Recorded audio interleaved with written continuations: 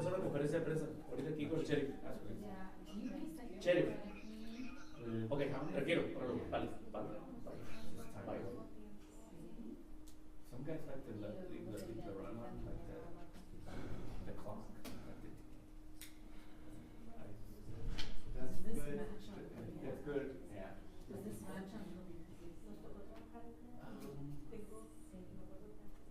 You know that I really don't mess with it. I don't know. Just what? Yeah, time code is this. That's time. This is the calendar. That's the time.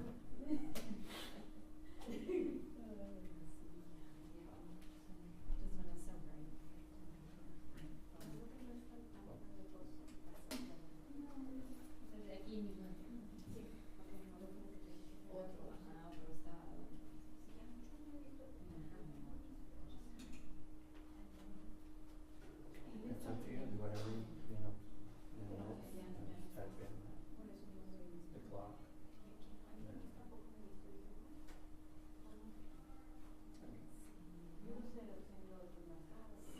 Whatever you want. I hope that goes towards the time code out. It's gonna be a continuous clip, so it should have the time. Hopefully the Sony and Cord media thing. I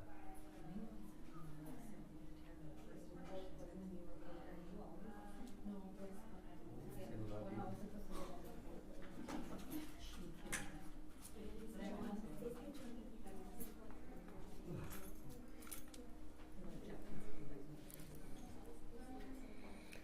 4-3-2-1, 4-3-2-1, 4-3-2-1, 4-3-2-1, 4-3. Si alguien quiere un white balance, it's not that white, pero it's gray. Está todo cochino ya, güey. That's it. Thank you.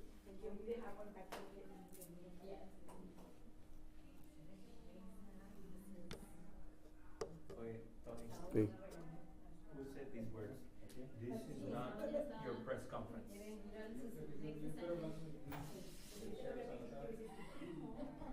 Remember that? Yep.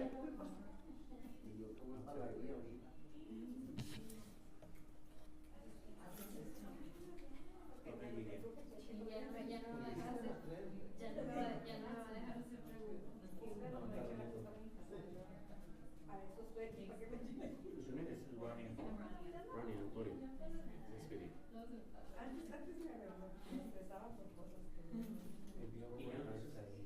Trato de no, pero como quiera. Ay, estoy con mi cámara. Digo, sí, porque estoy aquí ahorita, porque no estoy haciendo nada. Estoy trabajando.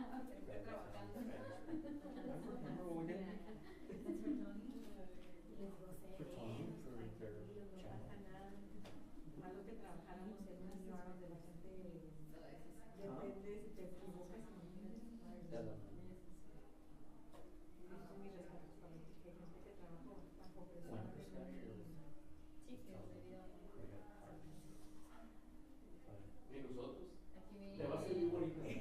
mi compañera acaba de ser certificada de CPR, así que mi vida está en buenas manos.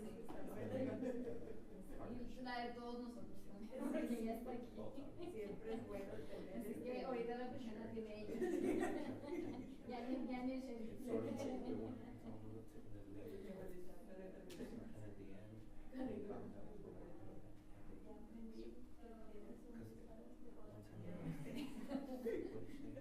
Y una productora nos dijo, no, yo no soy, yo en ese momento yo me pondría en shock, yo no sabía qué se dijo, yo lo que voy a hacer es llamar a la y dije, bueno, de perdida. Haces algo, haz algo. Es que es difícil, o sea, no cualquier persona en una situación así de que pasa algo y que tengas que hacer eso, pero yo siento que yo no podría, no sé. No, que nuestra familia nos pasó algo que nos superar y de nuevo. Theirs is a tulip. Tulip. Estábamos en casa de otro niño. Entonces, ¿sabes cómo ligar cuando te sabes de And they're NBC Universal. ¿Te bloqueas? Which is the boy eyes that they're in the city. ¿Por qué me There's preguntas a mí? Dices, es que no me sé la like we're dirección. sitting. Es porque se bloqueó. Sí, Es que se bloquea uno. No, A mí me tocó como el primer mes trabajando. Me mandaron a grabar el igual, no sé cómo se va a grabar en el entonces la gente se empezó a aventar y yo empecé a grabar y hacer el Torreón se empezó a grabar. Bueno, Es motetas, le llamamos motetas. Fíjate en el medio, hay unos letreros morados con números, dime el número que ves. Nunca había entendido el letrero. Al final de la llamada me encontré. Era una camión, del otro lado del río. Y yo digo, bueno, visto. Bueno, así que hasta con la cámara te dice. waiting for me and 10 minutes way before 10 minutes. Y era un color oscuro, era un color puro. Little flashlight. Hasta le tuve que hacer con la cámara. Sí. All right, like 2 minutes. I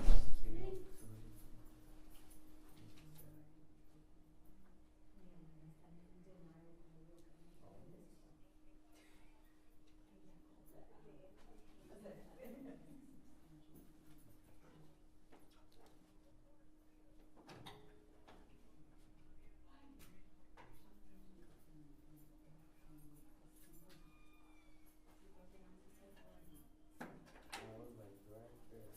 We were headed to the fire.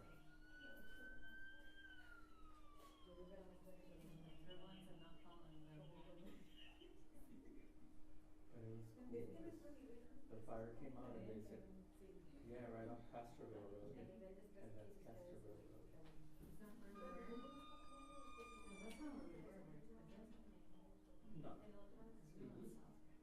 This is like West Side.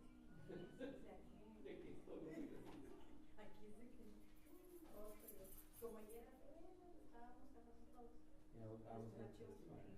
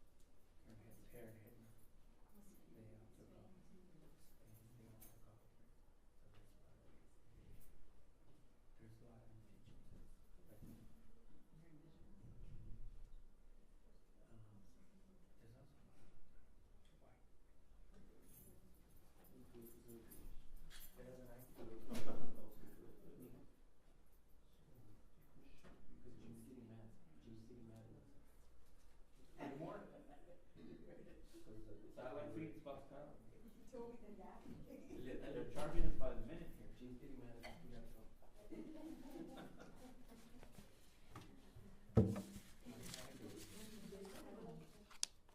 Good afternoon. Sorry for the delay. We were double checking some of our information before we came in. We've had some developments in this case, the human smuggling case from last night. As you may recall, we were out at 1411 West South Cross last night, and we had what appeared to be a human smuggling operation wherein I believe it was a total of 8 people that were suspected of having been smuggled, and then 3 suspects at the time. Now those numbers have not changed, but what we're going to be doing today is identifying the 3 suspects that have been arrested currently. So this is the slide. Cesar Monsivais Vanegas, Ramiro Herrera Martinez, and Raul Rodriguez, 19 years of age. These 3 are the 3 that we suspect of having been engaging in organized crime. Monsivais Vanegas has operation of a stash house, so we believe he was the one actually in charge of the residence itself. And then, of course, the smuggling of persons charge for all 3 of them. In addition to these 3 arrests, though, last night we gave information on 3. Y'all may have even gotten video of the 3 people being loaded into a van. the people that we were considering victims at that point. However, upon further check, one of those victims was found to be wanted out of Mexico. So this gentleman here, Francisco Valdez Carmona, 59 years of age, he was among the smuggling victims. But we now know that he's wanted. He had 2 warrants for his arrest out of Mexico, 2009 for a homicide, and 2022 out of the state of Querétaro for kidnapping. So clearly a dangerous suspect that we were able to get off the streets and is now in federal custody and will be facing charges. I don't know what the extradition process looks like from him moving forward, but certainly this is not somebody that we want running around the streets. What we can tell you about the suspects or the victims that we interviewed last night, these folks paid anywhere from $2,000 a piece to $8,500 a piece to be smuggled in. Ultimate destinations, as far as we can tell, for this group were Houston and Atlanta. But again, those folks were all released. The victims were all released to the care of federal agents. These 3 are going to be facing state charges. So this is some of the pictures that we saw of evidence. This is a van that we believe some of them were brought across in with backpacks, with personal items. Those, I believe, are actually the bottom of the homicide suspect's shoes. What that is carpet that's glued to the bottom of their shoes to make their footprints less identifiable as they're walking through the dirt. They know that the federal authorities that are looking for them coming across the border are looking for footprints, and those are meant to, that is a pretty telltale sign that they're looking to disguise their footprints. But again, this is a dangerous suspect that we're wanting. Let me just reiterate. We know that the vast majority of the folks that are coming across are good people looking for work, but unfortunately among them are people like this, that is a person that's wanted for a murder and wanted for a kidnapping in Mexico, and he's clearly not somebody we want walking around our streets. And so these 3 suspects, however, they're at present they've been booked into our facility, and so they are currently residents of 200 North Comal. Anoche nosotros estuvimos en 1411 West South Cross, donde nosotros encontramos una operación de contrabando de seres humanos. Nosotros rescatamos aproximadamente 8 personas, individuos que esas personas las consideramos víctimas, y luego 3 sospechosos. Estos 3 sospechosos, Vanegas, Martínez y Rodríguez, ellos sí se enfrentan con varios cargos cada uno por ser los coyotes encargados de contrabando de seres humanos. Se enfrentan con varios cargos. Ellos ya están en nuestra cárcel, pero también nosotros, después de entregarles las otras personas a las autoridades federales para que ellos se encargaran del bienestar de esas personas, ellos, agentes federales ya haciendo sus cheques de las personas, encontraron que esta persona, Francisco Valdez Carmona, 59 años de edad, él estaba con las víctimas de este caso, pero se encuentra que él tenía órdenes por su arresto por homicidio y por secuestro. No sé mucho de los detalles de esos casos, solamente que él tenía órdenes por su arresto, y él ahorita, los agentes federales se están encargando de mandarlo para atrás para México para enfrentarse con esos cargos. Any questions? El niño de 2 años, ¿qué sabemos de ese niño, tomando en cuenta que ayer se presenta en el área donde estaba una mujer que me dijo que era la madre de ese niño? Sí, pues ese niño, no tengo muchos detalles, solamente que nosotros encontramos la madre de él. Ella está viviendo aquí en los Estados Unidos, y anoche le soltaron el niño a ella. Ella enseñó algunos records que ella sí es la madre del hijo. Ella no estaba sorprendida que el hijo estaba con estas personas, pero sí le dejaron el niño ese. Entonces el niño está bien, está con la persona que se aparenta que es la madre de él. ¿Ella puede enfrentar algún tipo de cargos? Bueno, es posible, es posible. Ahorita no es sospechosa para nosotros, pero sí es posible que ya en algún otro tiempo vaya a enfrentarse con cargos. Can you translate what you were saying about the 2-year-old and that situation? Absolutely. So there is a 2-year-old that was among what we would consider the victims. Last night, we were contacted by a woman claiming to be the child's mother. We were able to determine that she is in fact his mother. She didn't seem surprised that he was here or that he was with these people. So the child was released. Obviously, she was identified positively. Once we were comfortable with the fact that this is indeed her child, the child was released to her custody. The question in Spanish was, is she going to be facing charges? At present, I don't know that that's going to happen, but certainly anything's possible as this case continues to unfold. Nothing would surprise us at this point. Last night we weren't expecting to have a wanted murder kidnapping suspect among the victims, but here we are. And so certainly as the case continues to develop, there may be additional charges. Was Venegas renting that home on South Cross, and have you guys made contact with the original owner? So last night while we were out there, the owner of the residence actually came there. I don't know that the owner is facing any charges, the owner of the residence, the landlord. He told us he thought he was renting it to construction workers. So at this point, though, I don't know if Venegas was actually like on a formal agreement, some sort of a lease agreement, or if he was just in care, custody, and control of the house last night. I don't have those details for me, but I do know that it appears that he was in charge of the operation as far as last night. Do we know how he smuggled them? We don't. From what the victims tell us, they came across in several different vehicles, and I believe those vehicles are in our custody now. Yes, sir. Una cosa, sé que todavía no entra en vigor esto, pero ya están las preguntas sobre esto. En un caso igual que este, una vez que la SB4 entre en vigor, agentes locales van a tener la oportunidad de poner cargos de entrada ilegal. ¿Tienes ya sabes qué es lo que vas a hacer en este tipo de situaciones? Sí, nosotros ya estamos preparando nuestras pólizas ya cuando llegue a pasar esa ley. Para nosotros esa ley para nosotros no va a hacer mucha diferencia en cómo hacemos nuestro trabajo. Eso para mí, como yo leo la ley, como yo la entiendo, uno tiene que ver que estas personas van pasando por la frontera. Entonces para nosotros eso va a ser muy difícil.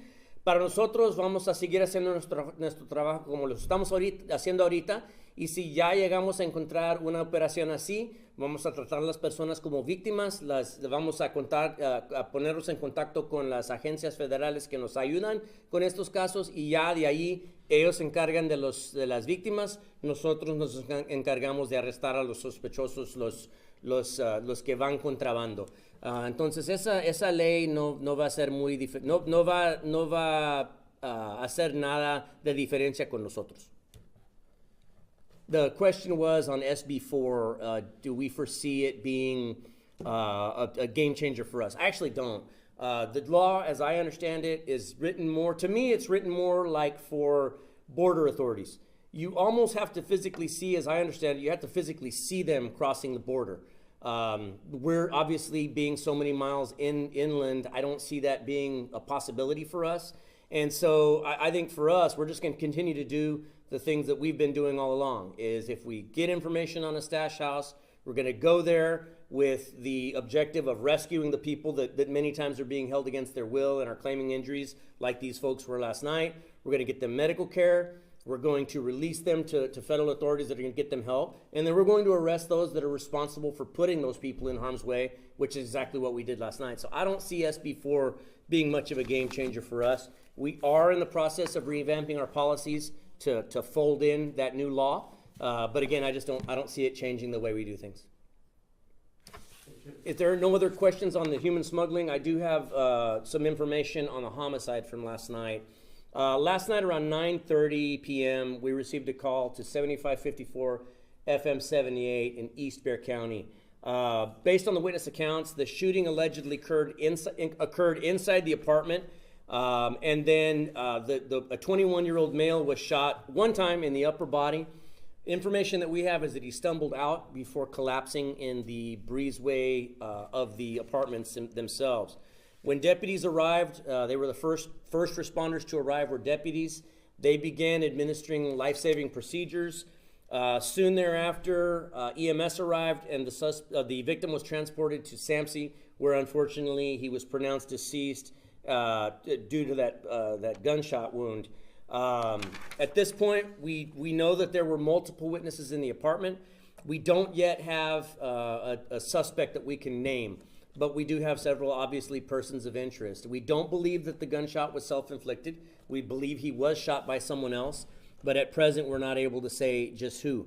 We do have, we know at least one child under the age of 5 that was present, was in the apartment at the time of the shooting, but that child is accounted for. The child is safe. I'm not able to say what the relationship is between that child and the victim, the gunshot victim, but I can tell you that the parent is that child is in the care, custody, and control of a parent, custodial parent, and the parent is cooperating with us, and we would like them to continue to cooperate with us. But we will continue to provide updates on that homicide as things develop. We are asking anyone with information to please give us a call, 210-335-6000. You can also email us at bcsotips@bear.org. Anoche, aproximadamente a las 9:30, nosotros recibimos una llamada al 7554 FM78 por un reporte de un homicidio. Cuando nuestros oficiales llegaron, se encontraron con un hombre de 21 años de edad que estaba dentro del apartamento cuando se aparenta que él sufrió una herida al cuerpo, un balazo. Ya cuando él fue baleado, la víctima se salió a pie del apartamento y se cayó afuera. Nuestros oficiales intentaron darle primeros auxilios y ya cuando llegaron los médicos lo llevaron para el hospital SAMC. Desafortunadamente la víctima falleció a causa del balazo. Sí sabemos que habían varios testigos dentro del apartamento. No pensamos que la víctima se valió solo, sino que nosotros pensamos que alguien obviamente lo valió. Ahorita no podemos decir mucho de un sospechoso, solamente que estamos hablando con estos testigos. Y para nosotros, entre ellos está obviamente la persona que valió a la víctima. Nosotros sabemos que había un niño cuando menos de menos que 5 años de edad. El niño está bien. No puedo decir mucho de la relación entre el niño y la víctima, solamente que ahorita el niño está bajo la custodia de su madre. La madre del niño está cooperando con nosotros y quisiéramos que siga cooperando con nosotros para poder averiguar quién fue la persona responsable por matar a este hombre. Si alguien tiene información, nos pueden llamar al 210-335-6000 o también nos pueden mandar email bcsotips@bear.org. Any questions on the homicide? Okay. Thank you so much for joining us. I appreciate it. Yes, give me about 2 minutes on the finalizing things. Run, Sheriff. 2K to 8,500K.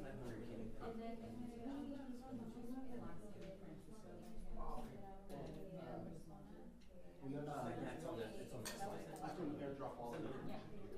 Sorry. Now you raised the tape. I'm assuming he's Or also unless it's gonna be like quick. Yes. mediating. Yeah,